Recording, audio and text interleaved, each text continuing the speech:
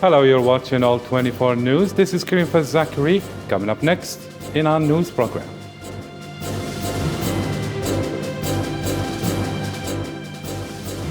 French President Emmanuel Macron lost control of the National Assembly and legislative elections after significant gains by a newly formed left-wing alliance and record wins by the far right.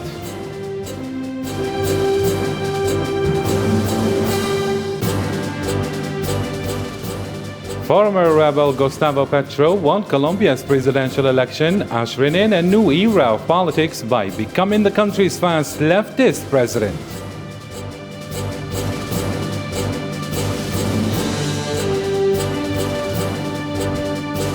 Sri Lanka, as it deals with the worst economic crisis in 7 decades, exhausted drivers wait for hours for patrol.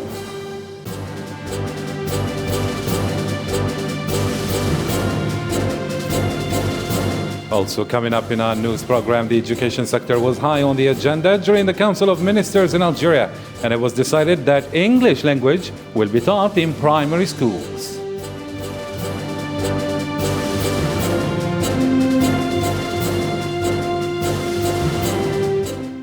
Hello again, I'm Karim Zachary, and those were today's headlines. First in our news, the President of the Republic, Abdelmajid Tebboune, chaired on Sunday a meeting of the Council of Ministers during which the education sector was on the agenda. In particular, the revision of educational programs and textbooks, as well as the teaching of the English language in primary schools.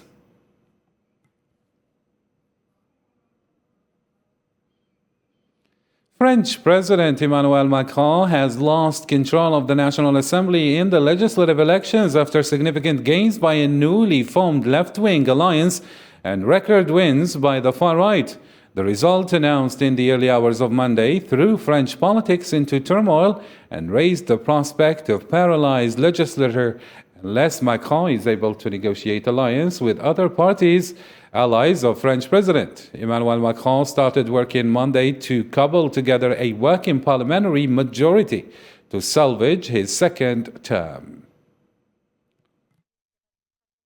Ce soir, la situation est inédite. This evening, the situation is unprecedented. The National Assembly has never experienced such a configuration under the Fifth Republic. The situation constitutes a risk for our country, given the challenges we have to face both on national and international levels. But we must respect this vote and draw the consequences. As a central force in this new assembly, we must assume a special responsibility. We will work from tomorrow to build a majority of action. There is no alternative to this gathering to guarantee our country's stability and carry out the necessary reforms. European stocks were flat on Monday as investors weighed the impact of tighter monetary policies on the global economy, while French stocks lagged after Sunday's vote saw President Emmanuel Macron lose control of the National Assembly. The country's majority or major banks, including Société Générale, BNP Paribas, and Crédit Agricole, slipped about 10% each. And to talk more about the issue of French elections, I am joined live by Abdel Toumi, a journalist at Orsam, Turkey. Hello, Mr. Abdel, and thank you so much for accepting our invitation. Could you please tell us, is Macron able to negotiate alliances with other parties to make the balance in parliament and salvage his second term? Good afternoon, sir, and thank you for having me. Yes, it is. But before to answer this question, actually, it's very interesting. I mean, now the entire, I would say, democracy in France is at risk because this, I mean, the outcome of yesterday's result or elections, it was, I mean, set, and the message was sent before that, but President Macron himself didn't pay attention to it, and this he kept.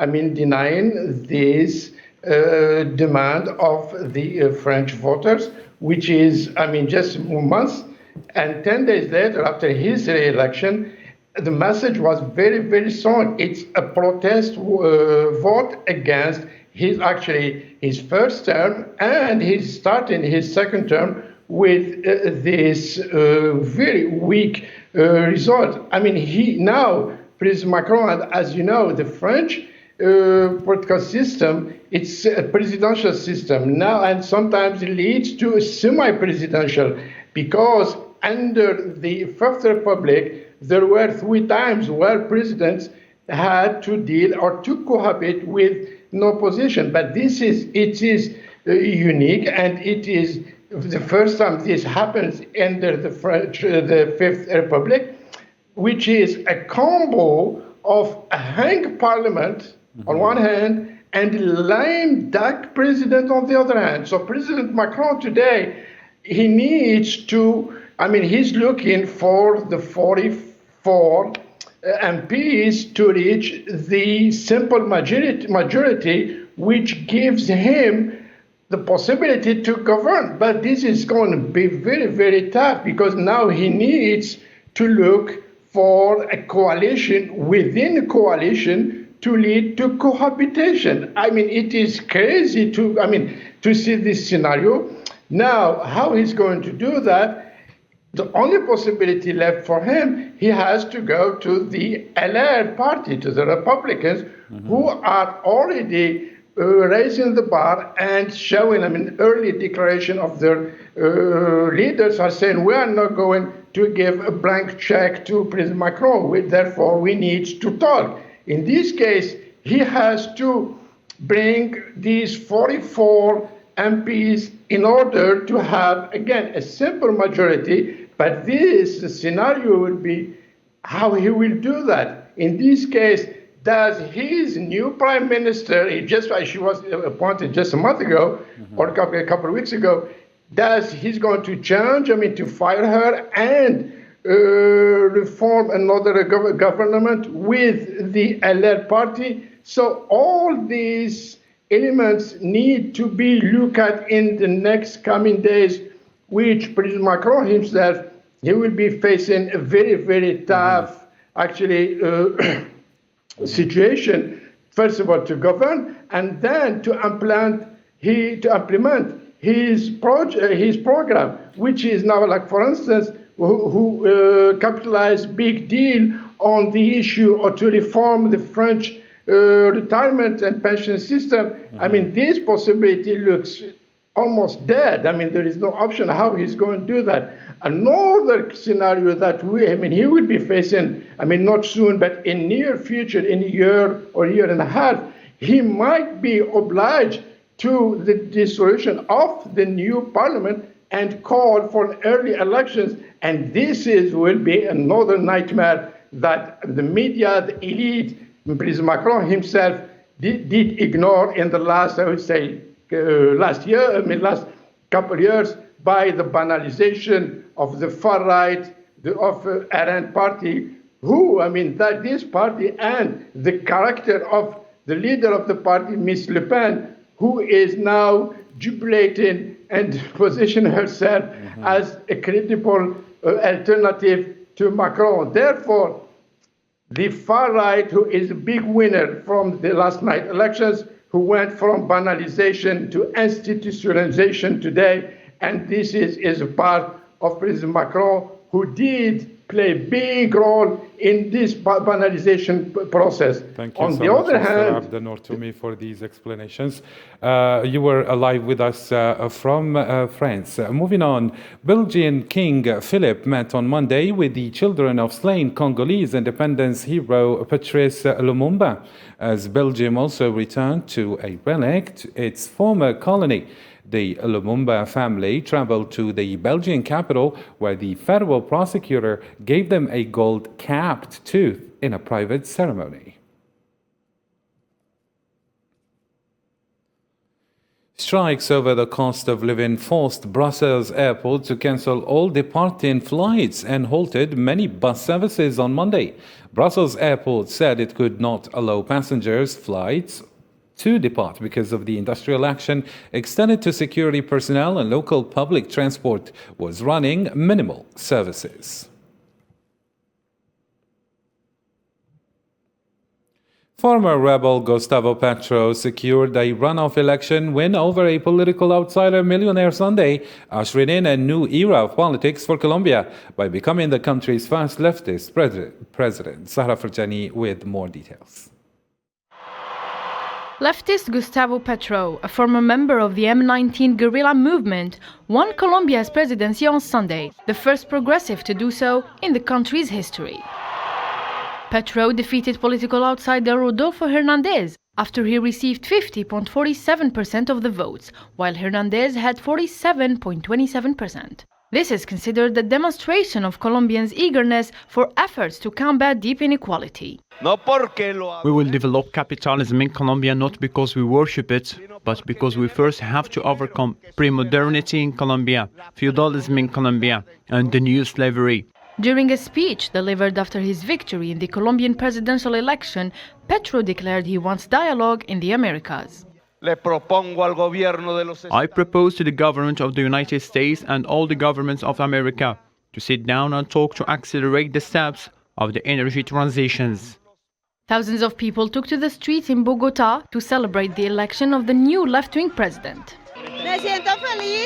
I'm happy. We've been waiting for this victory over 40 years ago. We're happy because the left will allow this country to move forward and have better prospects. I think the citizens responded well. It was the transition we needed for change, and I think the politics will improve a bit.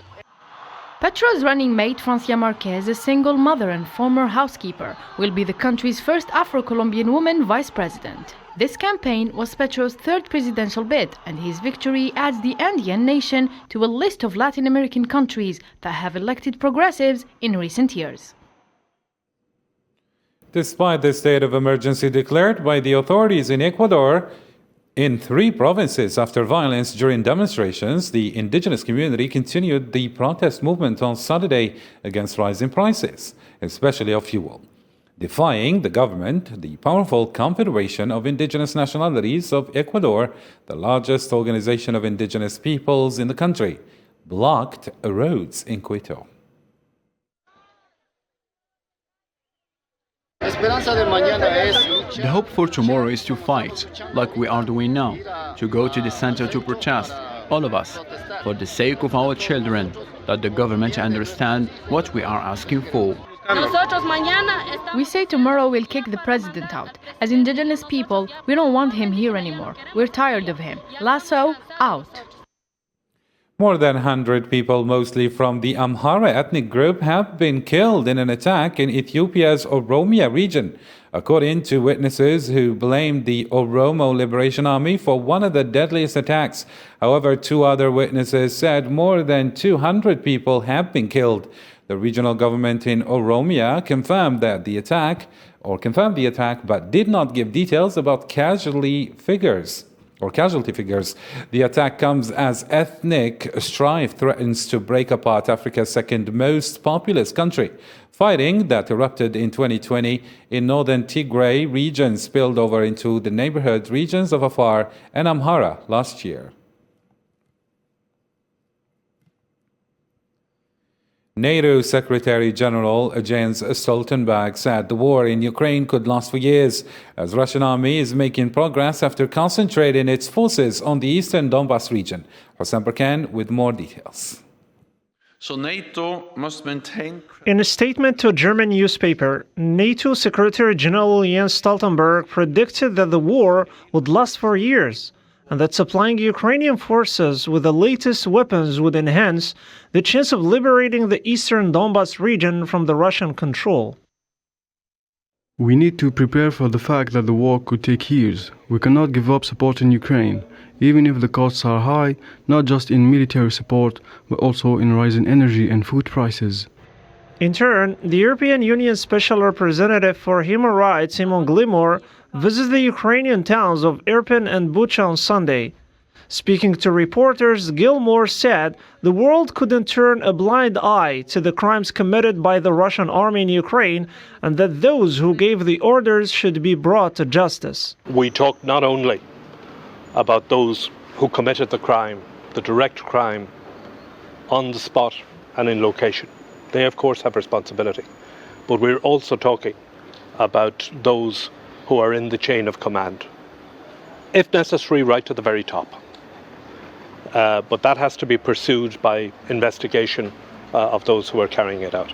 This comes as Ukraine's President Volodymyr Zelensky expects Russian army concentrated in the east to intensify its attacks, trying to take complete control of the Donbas, while Kiev awaits European Union decision this week on granting Ukraine the status of a candidate country. Russia said it seized the village near Ukraine's industrial city of Severodonetsk, a prime target in Moscow's campaign to control the country's east.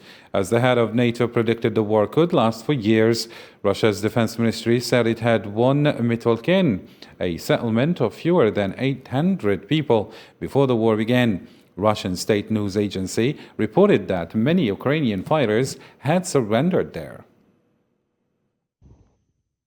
The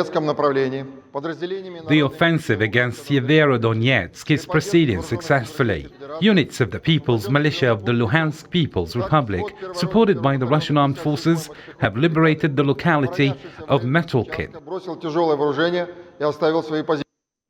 The head of European diplomacy, Josep Borrell, on Monday accused Russia of committing a true war crime by blocking Ukrainian grain exports at the risk of increasing famine in the world.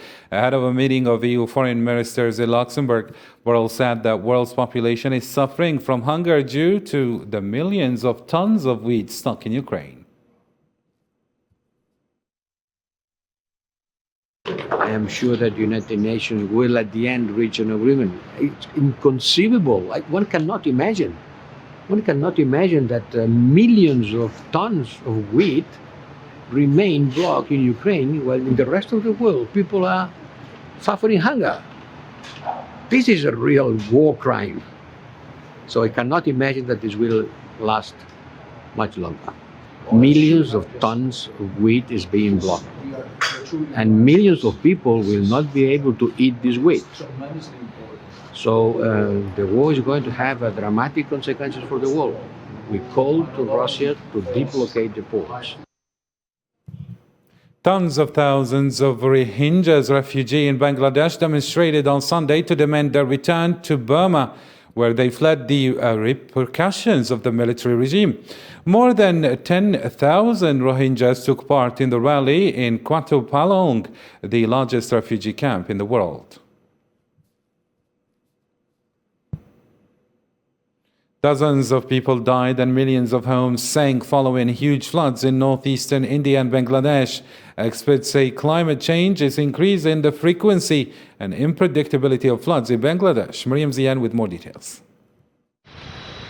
In India, Assam State's Disaster Management Agency said 32 of its 35 districts were underwater as the Brahmaputra River broke its banks, displacing more than 3 million people.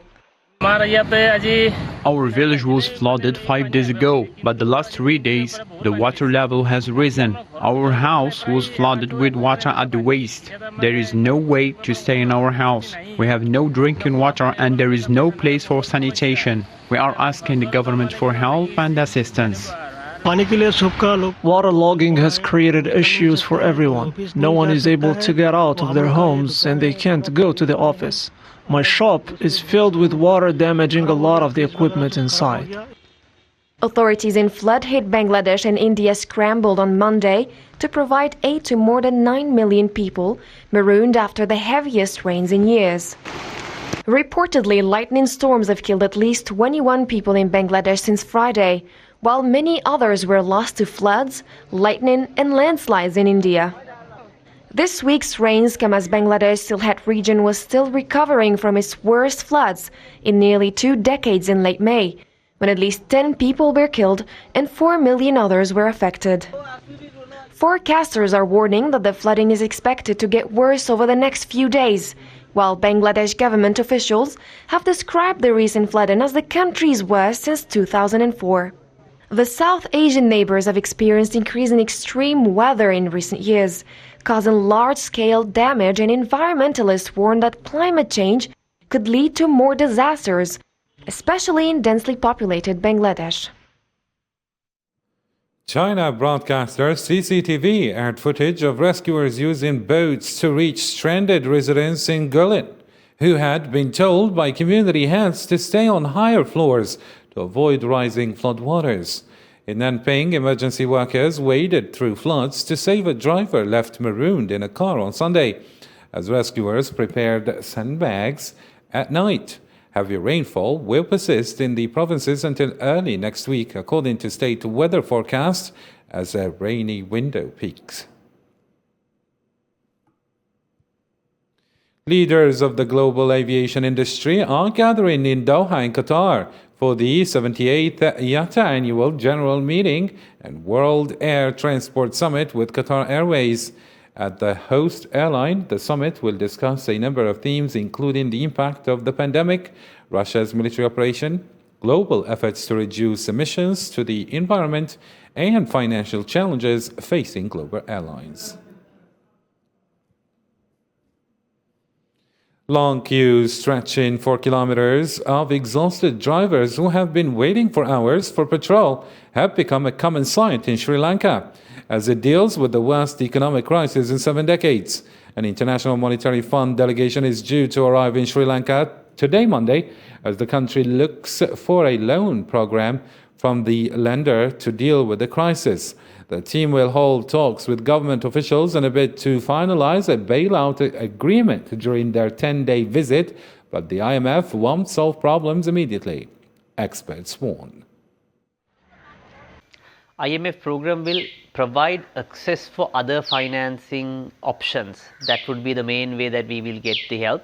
But IMF has already said that they are mainly considering the debt restructuring process to provide the assistance. So the talks will be starting next week.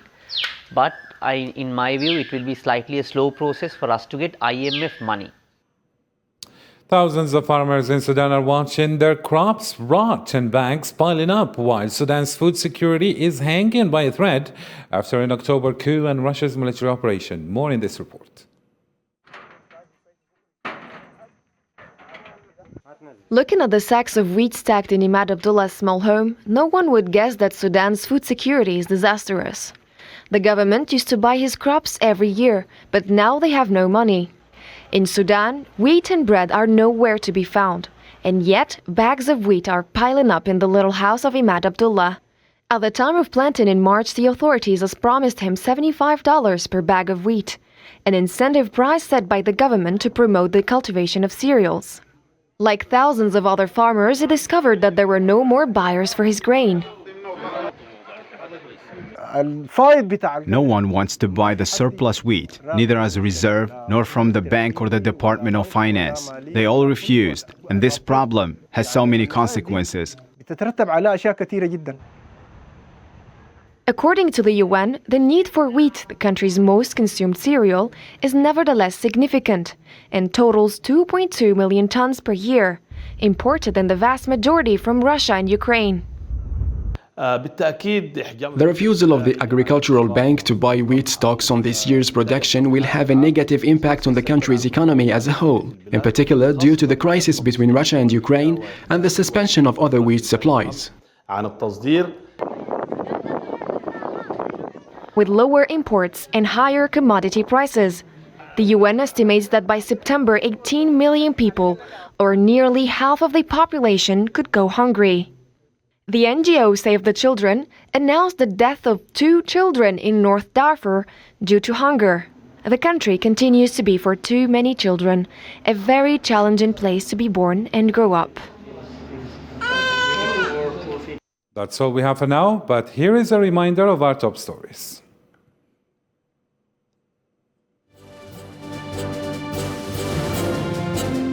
French President Emmanuel Macron has lost control of National Assembly and legislative elections after significant gains by a newly formed left-wing alliance.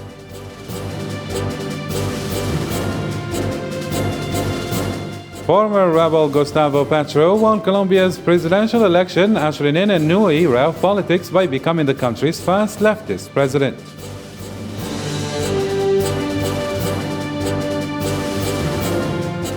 Sri Lanka as it deals with the worst economic crisis in 7 decades, as exhausted drivers wait for hours for petrol.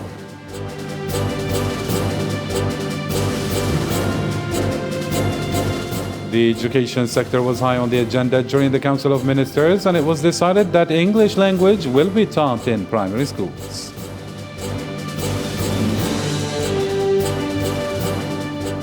Well, we reached the end of our program. This is Karim Fazakari signing off. Thank you for watching, and bye for now.